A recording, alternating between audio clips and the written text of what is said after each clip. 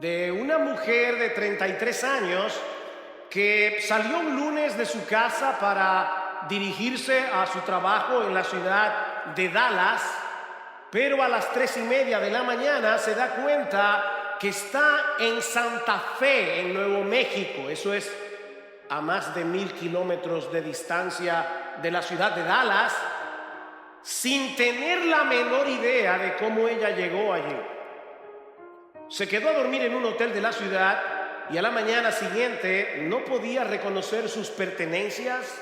De hecho, ni siquiera se pudo reconocer a sí misma cuando se vio al espejo. Esta mujer estaba padeciendo de un severo caso de amnesia. Le tomó bastante tiempo de terapia, más de un año, poder recuperar completamente su memoria, sus relaciones, sus recuerdos, sus vivencias. Y a través de esta experiencia tan traumática, ella llegó a la conclusión de que la memoria no es meramente un asunto de recordar dónde fue que yo dejé la llave de la casa o dónde fue que yo dejé las llaves del carro. Ella decía, se trata más bien de entender en esencia quién eres tú. En otras palabras, la memoria es un asunto de identidad. Es un asunto de identidad. Si olvidamos quiénes somos, si olvidamos nuestro pasado, en un sentido real es como si perdiéramos nuestra identidad. Y tristemente, mis hermanos, ese es uno de los grandes problemas del cristiano. Que muchas veces padecemos de lo que podríamos llamar una especie de amnesia funcional. Olvidamos quiénes somos en Cristo y consecuentemente somos tentados a buscar en otro lado lo que ya tenemos en Él. Una amnesia funcional. Y ese era el problema que estaban padeciendo los creyentes de la iglesia en Colosas, a la que Pablo le envió la carta que nosotros tenemos en el Nuevo Testamento. Ellos estaban en peligro de ser extraviados por las enseñanzas de falsos maestros que querían hacerles creer que ellos necesitaban algo más aparte de Cristo para tener una vida espiritual más plena, una nueva experiencia mística, una nueva revelación, una nueva lista de reglas humanas a las que ellos debían apegarse. Y es por eso que el tema de esta carta es la supremacía de Cristo y la plenitud que los creyentes tenemos en Él. Pablo va a decir en el capítulo 2 de la carta que en Cristo habita corporalmente toda la plenitud de la deidad, porque Él es Dios y por lo tanto nosotros estamos completos en Él. Déjame ver, tal vez estabas medio adormilado pensando en la cuenta que tienes que pagar mañana. En Cristo habita corporalmente toda, no parte, no la mayor parte, toda la plenitud de la deidad, y nosotros los creyentes estamos completos en Él. Él es el todo en todos, como va a decir Pablo en el capítulo 3, versículo 11. Es por eso que alguien resumió en una frase bastante memorable todo el contenido de esta carta de esta manera: todo Dios está en Cristo, todo Cristo está en ti. Todo Dios está en Cristo, todo Cristo está en ti. De manera, mis hermanos, que la única forma de continuar avanzando en nuestras vidas cristianas es recordando quiénes somos en Él y viviendo en consecuencia. Debemos cuidarnos de padecer de amnesia funcional. Y eso es precisamente lo que quiero que veamos en esta mañana en Colosenses capítulo 1, los versículos 21 al 23, donde Pablo describe toda nuestra vida desde nuestro nacimiento hasta la eternidad en función de nuestra relación con Cristo. Él no solo quiere que veamos lo que ahora somos en Cristo, sino también lo que éramos sin Él y lo que luego seremos cuando estemos con Él por los siglos de los siglos. De ahí el título de mi sermón de esta mañana: sin Cristo, en Cristo, con Cristo. Sin Cristo, en Cristo, con Cristo. Al final de cuentas, lo que tú y yo somos depende de la relación que tengamos con Él. Cristo nos define, es Cristo el que nos describe como seres humanos. Tú eres lo que eres dependiendo del lugar que Cristo ocupa en tu vida. Veamos entonces, en primer lugar, nuestra anterior condición sin Cristo. Nuestra anterior condición sin Cristo. En el texto que Sigfrido leyó, vimos en el versículo 20 que Pablo había mencionado que por medio de la obra de la cruz se había establecido la base para una paz duradera en toda la creación que había quedado trastornada por causa de la entrada del pecado. Noten una vez más Colosenses capítulo 1 versículo 20, dice Pablo: y por medio de él reconciliar todas las cosas consigo, habiendo hecho la paz por medio de la sangre de su cruz. Por medio de él, repito, ya sea las que están en la tierra o las que están en los cielos. Pero ahora Pablo quiere mostrarnos el impacto de esa obra de reconciliación, no en el cosmos completo, sino en los creyentes de manera particular. Y él lo hace a través de un contraste. Mira lo que tú eras sin Cristo, para que ahora puedas apreciar lo que eres en Cristo. Versículo 21. Y aunque vosotros antes estabais alejados y erais de ánimo hostil, ocupados en malas obras, sin embargo ahora Él os ha reconciliado. Pablo nos dice en primer lugar que tú y yo, cuando estábamos alejados de Cristo, estábamos alejados de Dios o éramos extraños, como dice la Reina Valera del 60. En otras palabras, estábamos alienados de Dios, completamente separados de Él, sin ningún tipo de relación amistosa con el Señor. Pablo describe esto de una forma para mí más dramática en Efesios capítulo 2 versículo 2. En aquel tiempo estabais sin Cristo. De aquí saqué la primera parte de mi título, de mi mensaje hoy. En aquel tiempo estabais sin Cristo, alejados de la ciudadanía de Israel, ajenos a los pactos de la promesa, sin esperanza y sin Dios en el mundo. ¿Se puede estar en una condición peor? Sin Cristo, sin Dios, sin esperanza en este mundo. El tipo de relación que tú y yo teníamos con Dios no era la de un hijo con su padre, era la de un culpable con su juez. Y mi amigo, si tú estás aquí sin Cristo en esta mañana, todavía continúas en esa condición. Continúas en esa condición.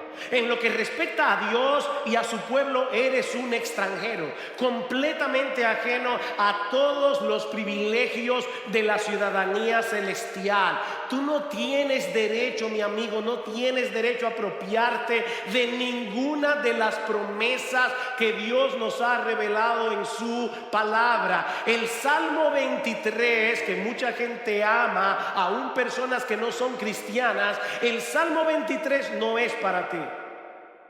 Tú no puedes decir, no tienes derecho a decir que Jehová es tu pastor. Tú no tienes derecho a decir que nada te faltará. El Salmo 90 no es para ti. Jehová no es tu refugio. Jehová no es tu fortaleza. Tú no tienes derecho a apropiarte de Romanos 8:28. A los que aman a Dios, todas las cosas les ayudan a bien. No, a ti todas las cosas no te ayudan a bien.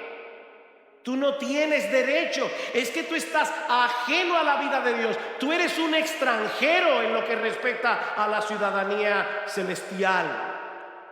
Ahora, no olviden, hermanos, miembros de Iglesia Bíblica del Señor Jesucristo y cualquier otro creyente que se encuentre en este lugar, que la carta a los Colosenses no es un tratado evangelístico. Pablo le está diciendo eso a creyentes. O sea, Pablo quiere que tú y yo, creyentes en Cristo, no olvidemos lo que éramos sin Él. Cuidado de padecer amnesia funcional. Esa era la condición en la que todos nosotros estábamos antes de venir a Cristo en arrepentimiento y fe. Éramos extraños. De hecho, noten de nuevo en el texto que Sigfrido leyó en el versículo 13, porque Él nos libró del dominio de las tinieblas y nos trasladó al reino de su amado Hijo. Nosotros pertenecíamos a otro reino, nosotros teníamos otro amo, nosotros teníamos otro dueño, nosotros teníamos otro Señor. Y de paso, un Señor inmisericordia y cruel, al que obedecíamos ciegamente y que quería destruir nuestras almas para siempre en el infierno. Ahí vivíamos tú y yo. Pero Pablo nos dice también que éramos de ánimo hostil. O como dice la Reina Valera del 60, éramos enemigos. Éramos enemigos. Yo sé que la mayoría de las personas en el mundo no se ven a sí mismas como enemigas de Dios. Porque esa hostilidad muchas veces se disfraza de cierto fervor religioso. El incrédulo no deja de ser espiritual a su manera. El incrédulo no deja de ser religioso. Él se ha creado una especie de Dios domesticado que se acomoda a su estilo de vida. Un ser supremo, un ser todopoderoso al que nosotros podemos acudir en tiempos de necesidad, pero que no nos condene por nuestro pecado. Y como ellos no tienen problemas con esa deidad que han fabricado en su imaginación, ellos no pueden aceptar que sean enemigos de Dios. Pero Pablo no está hablando aquí de un Dios imaginario.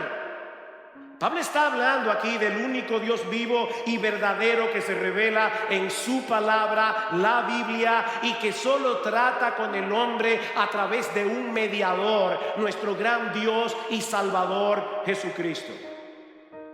Ese Dios de la Escritura es un problema para el hombre en su estado natural, en su estado no regenerado, porque ese Dios atenta contra nuestras pretensiones divinas. Cuando tú y yo éramos incrédulos, nos habría encantado cambiar el Padre Nuestro y terminar diciendo: porque de nosotros es el reino, el poder y la gloria por los siglos de los siglos. Amén. No de Dios, sino míos. Mi hermano, esa era nuestra condición antes de venir a Cristo. Éramos extraños, éramos enemigos y consecuentemente estábamos ocupados. Me llama la atención esa frase. Estábamos ocupados haciendo malas obras. Ocupados.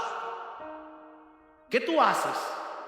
Yo soy médico, yo soy ingeniero, yo soy abogado. Ok, mira, si tú eres inconverso, si tú eres incrédulo, si tú nunca te has arrepentido de tus pecados y te has convertido a Cristo de todo corazón, tu ocupación es hacer malas obras. Tú vives ocupado en malas obras.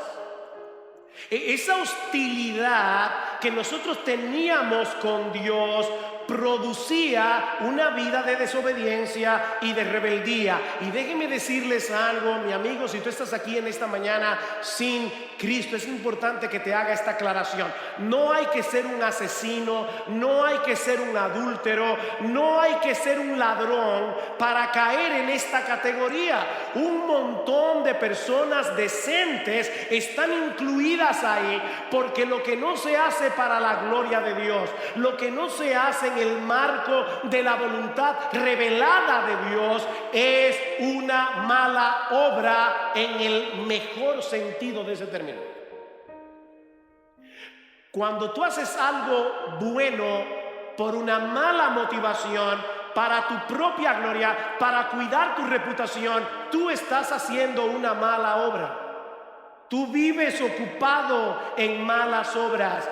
Mi amigo, el más grande pecado del hombre consiste en violar el más grande de los mandamientos. Y el más grande de los mandamientos es: amarás al Señor tu Dios con todo tu corazón, con toda tu alma, con toda tu mente, con todas tus fuerzas. Y el segundo mandamiento más importante es: amarás a tu prójimo como tú te amas, con el mismo fervor, con la misma emoción, con el mismo cuidado con el que tú te amas a ti mismo. Y eso no lo hace ningún ser humano ni por un segundo. Estamos ocupados haciendo malas obras. Nosotros éramos el centro de nuestro universo. Así es como el Evangelio nos describe cuando estábamos sin Cristo. Y si tú eres un verdadero creyente, vas a aceptar esa descripción como buena y válida. Óyeme, si tú estás peleando con esta descripción de Pablo, probablemente tú no eres cristiano. Dios todavía no ha abierto tus ojos para que tú veas la corrupción de tu corazón. No podemos decir que hemos creído en el Evangelio sin aceptar previamente lo que el Evangelio dice de nuestra condición sin Cristo, porque Él no vino a llamar a justos sino a pecadores. Él vino a sanar lo que estaba enfermo. Los creyentes sabemos, aunque muchas veces lo olvidamos, que éramos 1000 veces peores de lo que nuestro peor enemigo piensa de nosotros. ¿Tú tienes alguna persona que piensa muy mal de ti? Vamos, piensa. ¿Hay alguien que tú sabes que piensa muy mal de ti? Tú eres peor. Tal vez tú no tienes los defectos que esa persona te atribuye, pero si te examinamos a la luz del estándar de perfección de Dios mismo, tú eres, y yo también, 1000 veces peor. ¿Y sabes lo que esa descripción debería producir en nosotros? Gratitud y humildad. Gratitud y humildad. Nosotros deberíamos vivir sorprendidos de ser cristianos. Porque mira, mi hermano, ser cristiano es un milagro. Eso es un milagro.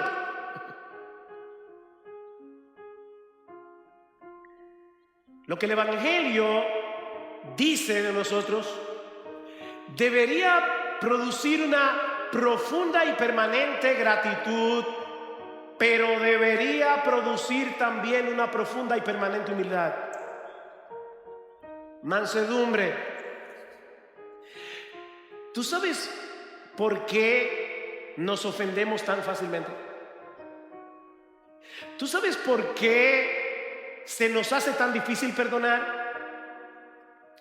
¿Tú sabes por qué tan fácilmente caemos en el descontento, caemos en la amargura? Porque en el fondo de nuestro corazón nosotros creemos que merecemos algo mejor. Creemos que somos merecedores de una mejor vida.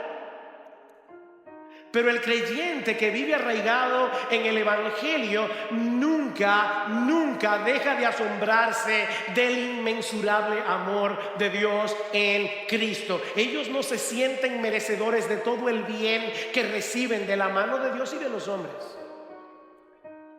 No somos merecedores. Yo creo que el secreto de Pablo estaba ahí. Pablo nunca olvidó que él había sido un perseguidor de la iglesia. Y es precisamente por eso que en la carta de Pablo la gloria de Cristo resuma por todas partes. Es Cristo, Cristo, Cristo, Cristo. O sea, Pablo era cristocéntrico porque él sabía lo que él era. Ahora, esa terrible condición que Pablo describe aquí no tiene como propósito aplastarnos bajo el peso de nuestra miseria anterior.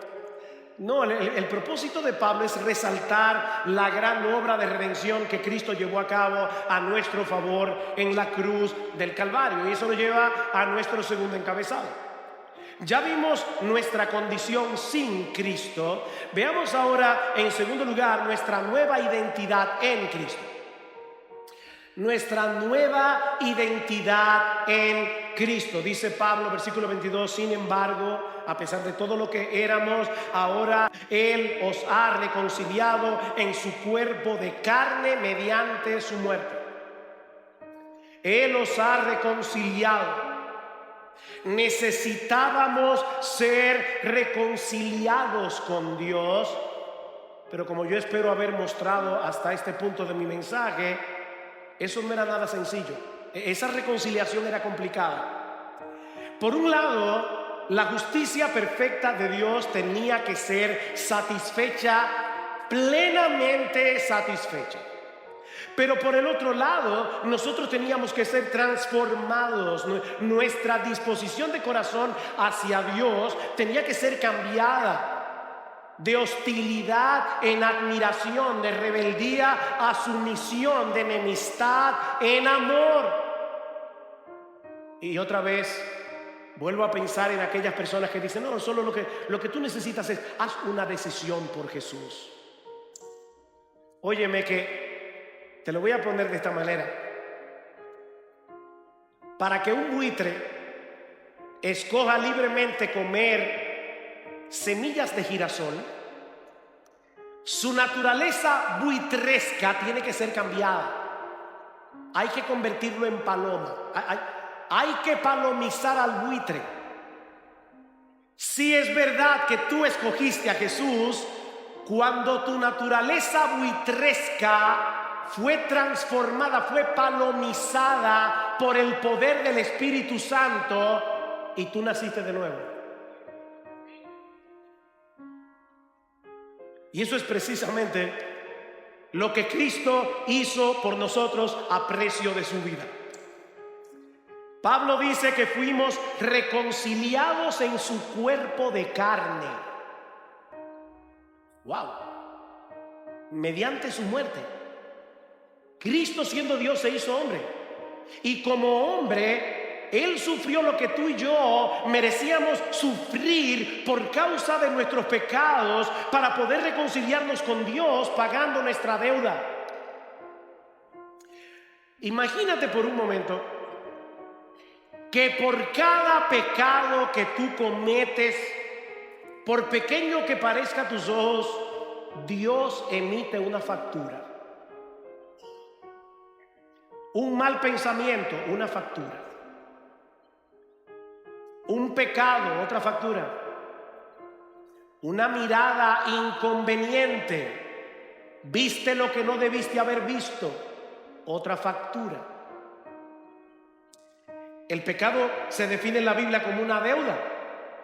Ahora, añádele a todas esas facturas las cosas buenas que tú debiste haber hecho y no hiciste, porque dice la Escritura en Santiago capítulo 4 que el que sabe hacer lo bueno y no lo hace le es pecado. Así que por cada cosa buena que tú debiste haber hecho y no hiciste, otra factura. Mire, mi hermano, yo no sé cómo tú lo visualizas, pero si yo lo pienso de mi propia vida, es como si cada día se amontonaran facturas tras facturas, tras facturas, tras facturas.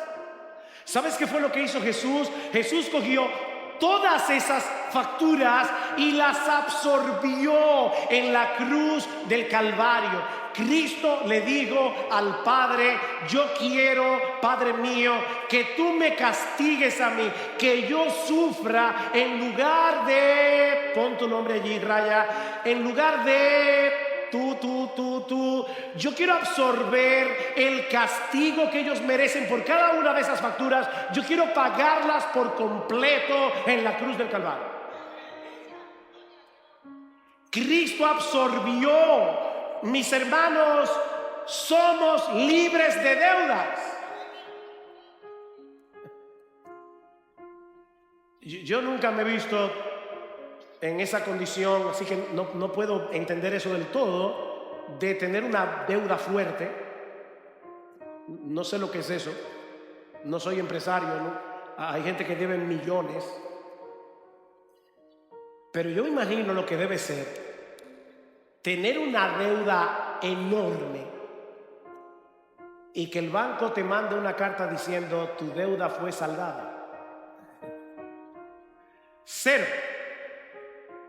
No debes nada. Ahora, lo más sorprendente de Jesús no es eso. Digo, ya eso es sorprendente. Pero hay algo más sorprendente. Si tú le debes al banco $2 millones y el banco paga tu deuda, tú no debes nada, pero en el banco tienes cero. Pero eso no es lo que hace Jesús. Jesús toma todas tus facturas, las pagó en la cruz del Calvario y después le dijo al Padre: mi justicia perfecta ponla en su cuenta. Así que en el banco del cielo nuestra cuenta no está en cero. En el banco del cielo nosotros tenemos la misma justicia de Jesús. Eso es lo que la Biblia llama justificación. Sorprendente, todavía queda algo más. Que yo les decía, nosotros necesitamos que la justicia de Dios sea satisfecha, pero nosotros necesitamos que la disposición de nuestro corazón sea transformada. Así que no solamente se trata de que nuestra deuda fue saldada, sino que en el momento de nuestra conversión comienza un proceso de transformación en nuestros corazones. Cristo envía a nosotros su Espíritu para cambiar nuestra rebeldía en obediencia, nuestra hostilidad en amor, nuestro prejuicio contra Dios en admiración y adoración. Eso está haciendo el Espíritu Santo en ti y en mí. Qué gran salvación. Eso es lo que implica ser reconciliado. La justicia perfecta de Dios quedó satisfecha, nuestro corazón fue transformado. Así que he aquí las dos fotografías, la una al lado de la otra. ¿Han visto esos anuncios, sobre todo de dieta? Antes, después. Bueno, eso es lo que tú eras antes. Eso es lo que tú eres ahora. Dios obró en nosotros un cambio extraordinario, de la muerte a la vida, de la ceguera a la visión, de la potestad de las tinieblas, esclavos del diablo, al reino de su amado Hijo. Vivir de acuerdo al Evangelio, vivir de acuerdo al testimonio de las Escrituras, es creer eso. Es creer lo que la Biblia dice que éramos y es creer lo que la Biblia dice que somos, que ya no hay condenación, para aquellos que están en Cristo Jesús, porque Dios nos ve a nosotros a través de la justicia perfecta de su Hijo. Ahora queremos agradar a Dios, pero no para ganarnos su favor a través de nuestra obediencia, sino con la gratitud que produce el saber que ya fuimos favorecidos por causa de la obediencia de Jesús. Y ¿saben qué, hermanos? Solo así vamos a poder librarnos de los dos grandes enemigos de la vida cristiana: el legalismo y la mundanalidad. El legalismo y la mundanalidad. El hecho de saber que nosotros fuimos perdonados, reconciliados con Dios por causa de la obra de Cristo, nos libra de querer ganarnos su bendición, de querer ganarnos su favor a través de nuestra obediencia, legalismo. Pero nos libra también de tomar el pecado a la ligera. Porque ahora tú y yo sabemos lo que le costó a Cristo librarnos de la condenación y de la esclavitud del pecado. Así que mira, independientemente de cuál haya sido tu estilo de vida antes de venir a Cristo en arrepentimiento y fe, tú debes entender que tus antiguos pecados ya no son los que te definen. Es tu nueva identidad en Cristo. Hace unos años estaba dándole consejería a una joven que durante muchos años practicó el lesbianismo. Y ella me decía con mucho pesar en la oficina: yo soy lesbiana, arrepentida, convertida, pero yo quisiera ser mujer, plenamente mujer. Y yo le decía a esta joven, primero le leí 1 Corintios capítulo 1, versículos 6 al 9, donde Pablo menciona una extensa lista de pecados, pero luego dice: y esto erais algunos, erais pasado, mas ya habéis sido lavados, ya habéis sido justificados, ya habéis sido santificados en el nombre del Señor Jesucristo y por el Espíritu de nuestro Dios. Y yo le decía: mira, nosotros no somos como los alcohólicos anónimos, que a través de toda su vida dicen: yo soy alcohólico aunque tengan 20 años sin tomar un trago. Por Cristo y por la obra de su Espíritu en ti, tú puedes decir: yo era. Eso no te define. Tú eres cristiano, eres cristiana. Lo que te define ahora, independientemente de las luchas que tú puedas tener en el día de hoy con tus pecados pasados, lo que te define es tu nueva identidad en Jesucristo. Esa es tu definición. Esto erais algunos. Pero Pablo no ha terminado. A él le falta otra foto. Ya nos mostró nuestra condición pasada sin Cristo. Ya nos mostró nuestra nueva identidad en Cristo, en unión con Cristo. Pero ahora quiere que veamos nuestro futuro con Cristo cuando estemos en su presencia. Versículo 22. Sin embargo, ahora Él os ha reconciliado en su cuerpo de carne mediante su muerte, a fin, he aquí el propósito, a fin de presentaros santos, sin mancha e irreprensibles delante de Él.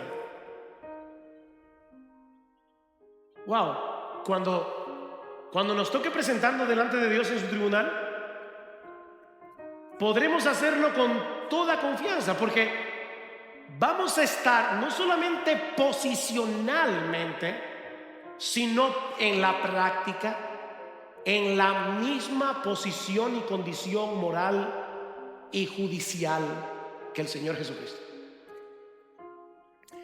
Él era sin mancha, Él era santo, Él era y es irreprensible. Durante todo su ministerio terrenal, Cristo nunca pecó, Cristo no tuvo ningún defecto, nunca tuvo nada que pedir perdón. Él era absolutamente irreprensible. Nadie nunca pudo levantar su mano y acusar verazmente a Jesús de ningún pecado. Y ¿sabes qué, mi amado hermano? Cuando nosotros estemos en la presencia del Señor, ni el diablo, ni sus demonios, ni nadie podrá levantar su mano contra nosotros y acusar de ningún pecado. Estaremos santos, sin mancha e irreprensibles ante los ojos mismos de Dios, en cuerpos glorificados. A partir de ese momento no pecaremos nunca más. Esta mañana, pensando en el sermón de hoy, recordé una historia que leí hace muchos años, no sé cómo eso vino a mi memoria. Es la historia de un chino que era un ladrón Alguien le predicó el evangelio y el chino se convirtió. Y decía la historia que la primera vez que el chino va a la iglesia y ve en la pared los 10 mandamientos, él era completamente ignorante del cristianismo, él se puso súper contento porque él no lo leyó como mandamientos, sino como promesas. No matarás, no robarás. ¡Ay, qué bueno! No dirás falso testimonio, no codiciarás. Bueno, la exégesis no estuvo del todo correcta, pero en el fondo eso es verdad. Algún día ya nosotros vamos a poder leer los 10 mandamientos como promesas. No matarás, no cometerás adulterio, no robarás, no codiciarás, no tendrás dioses ajenos delante de mí, porque tú y yo seremos perfectos. Perfectos. La obra de santificación será completada cuando estemos en su presencia en cuerpos glorificados. Algún día experimentaremos tal transformación que cada célula cancerosa de pecado que todavía mora en nosotros será completamente eliminada de nuestros cuerpos para siempre jamás. ¿Qué dice Juan? Primera de Juan, capítulo 3, versículo 2, que cuando le veamos seremos semejantes a Él porque le veremos tal como Él es. Pero ¿sabe lo que añade Juan? Que el que tiene esa esperanza en Él se purifica a sí mismo, así como Él es puro. El que tiene esa esperanza es una esperanza purificadora, es una esperanza que actúa ahora. En la foto presente. Ahora Pablo termina este pasaje con una advertencia. Versículo 23. Si en verdad permanecéis en la fe, bien cimentados y constantes, sin moveros de la esperanza del evangelio que habéis oído, que fue proclamado a toda la creación debajo del cielo, y del cual yo, Pablo, fui hecho ministro. Lo que Pablo está diciendo aquí no es que un verdadero creyente puede perder la salvación. Lo que él está diciendo es que la perseverancia en la esperanza del evangelio es la marca distintiva de aquellos que de verdad han abrazado el evangelio. La fe que salva persevera. Estos colosenses que estaban siendo seducidos por los falsos maestros, Pablo le está diciendo: óyeme, si tú eres seducido por uno de estos falsos maestros y comienzas a buscar en Cristo lo que solo Él te puede dar, eso puede estar indicando que tú no eres un verdadero creyente. ¿Y cómo lo sabemos? Porque la misma Biblia lo dice. Primera de Juan, capítulo 2, versículo 19. Salieron de nosotros, pero no eran de nosotros, porque si hubiesen sido de nosotros, habrían permanecido con nosotros. Pero salieron para que se manifestara que no todos son de nosotros. La doctrina de la seguridad de salvación no fue revelada en la Biblia para que los creyentes vivan despreocupados, sino para que pongan más empeño en mantenerse edificados en ese evangelio que originalmente nos salvó. Porque es el evangelio lo que produce frutos en nuestra vida. Note lo que dice Pablo en Colosenses capítulo 1, versículo 6. Dice: la palabra que oísteis, el evangelio que ha llegado hasta vosotros, así como en todo el mundo está dando fruto constantemente y creciendo, así lo ha estado haciendo también en vosotros desde el día que oísteis y comprendisteis la gracia de Dios en verdad. ¿Por qué tú y yo necesitamos entender cada vez mejor el evangelio? ¿Por qué tú y yo necesitamos entender la gracia de Dios en verdad? Porque eso es lo que produce fruto en nuestra vida. Vive tu vida aquí y ahora con los ojos puestos en la gloria que nos espera cuando estemos finalmente con Cristo en la presencia de Dios. Porque solo a través de esa esperanza, mi amado hermano, mi amada hermana, vas a poder mantenerte en la carrera independientemente de las circunstancias adversas que nosotros tengamos que enfrentar en esta vida. En el mundo tendréis aflicción, dice el Señor. Pero confiad, yo he vencido al mundo. Imagínate un muchacho que se está recuperando de una pierna rota. Y él está mirando los Juegos Olímpicos. Él es muy deportista, le encanta correr, saltar, jugar basquetbol. Y él está allí mirando con su pierna rota los Juegos Olímpicos. Le encanta ver a los atletas correr, saltar. Y en su corazón, él anhela poder hacerlo, pero no puede correr a esa velocidad, no puede saltar tan alto todavía. Su limitación física, su pierna rota, no se lo permite. Pero algún día esa pierna será sanada y él va a poder volver a la cancha otra vez. Bueno, mis hermanos, nosotros los creyentes deseamos de todo corazón obedecer a nuestro Señor. Nosotros deseamos obedecer a Dios como Cristo lo hizo. Pero la verdad es que por más empeño que ponemos en esto, estamos muy lejos de ser perfectos. Estamos muy lejos de ser como Jesús por causa del pecado que todavía mora en nosotros. Obedecemos, pero no perfectamente. Pero no por eso dejamos de esforzarnos en dependencia del Espíritu Santo, anhelando con esperanza aquel día cuando no nuestra pierna, no, el cuerpo entero roto sea sanado. Cuando Cristo en su venida transformará el cuerpo de la humillación nuestra para que sea semejante al cuerpo de la gloria suya. ¿Cuánto anhelamos que llegue ese día? Y ahora yo te pregunto, si tú profesas ser creyente, ¿es evidente en tu vida ese deseo, ese anhelo de ser cada vez más como Cristo? ¿Cada vez menos como tú? ¿Anhelarías poder pecar sin ser descubierto? ¿O el pecado es algo que tú sinceramente aborreces? Es algo que aunque lo cometes te avergüenza. Tú puedes percibir en ti un deseo genuino de obedecer a Dios, aunque percibes al mismo tiempo la resistencia del pecado que todavía mora en tu corazón. ¿Tú puedes percibir esa lucha? Bueno, si es así, dale gracias a Dios. De verdad, yo quisiera que en vez de aplastarte, le des gracias a Dios. Eso es una muestra de que tú eres cristiano. Eso es un indicio de que tú has sido regenerado, de que tú has nacido de nuevo, de que aunque el pecado mora en ti, ya no reina, Cristo reina, el Espíritu Santo mora en ti y te anhela celosamente.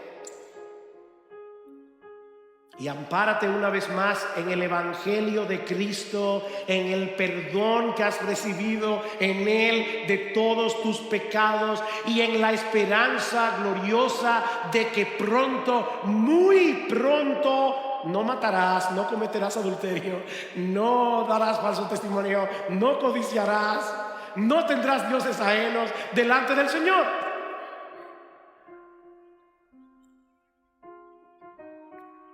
Pero si no es así, mi amigo, yo te invito en esta mañana a que vengas a Cristo en arrepentimiento y fe, con la disposición a divorciarte de tu vida de pecado, sabiendo de antemano que no vas a poder hacerlo en tus propias fuerzas, pero pidiéndole a Él que haga por ti lo que tú no puedes hacer por ti mismo. Conviérteme y seré convertido, oraba Jeremías. Oh, pídele al Señor que de pura gracia perdone todos tus pecados, que de pura gracia te conceda el don de la vida eterna en Cristo. Mi amigo, tú eres un esclavo que necesita libertad, un condenado que necesita perdón y absolución. Tú eres un enemigo que necesita reconciliación, y eso solo será posible si te acoges a la gracia de Dios en Cristo por medio de la fe. Esa es la buena noticia del Evangelio, que hay perdón y vida eterna en Cristo para todo aquel que cree. Quisiera concluir con las letras de un hermoso himno que resume todo lo que hemos dicho hoy en este mensaje. A creyentes y a incrédulos, pon tu mirada en Cristo. Los creyentes para su santificación, los incrédulos para su salvación. Pon tu mirada en Cristo, tan lleno de gracia y amor, y lo terrenal sin valor será a la luz del glorioso Señor. Pon tu mirada en el monte, en el Calvario.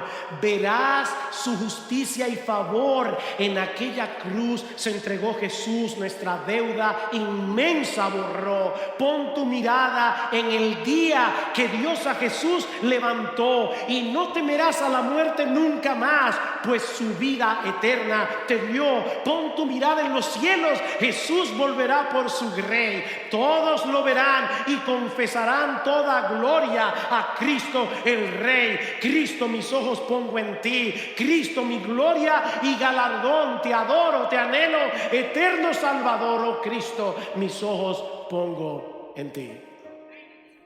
Oh mi amigo, pon tus ojos en Cristo. Hoy, ahora, pon tus ojos en Cristo. Que Él tenga misericordia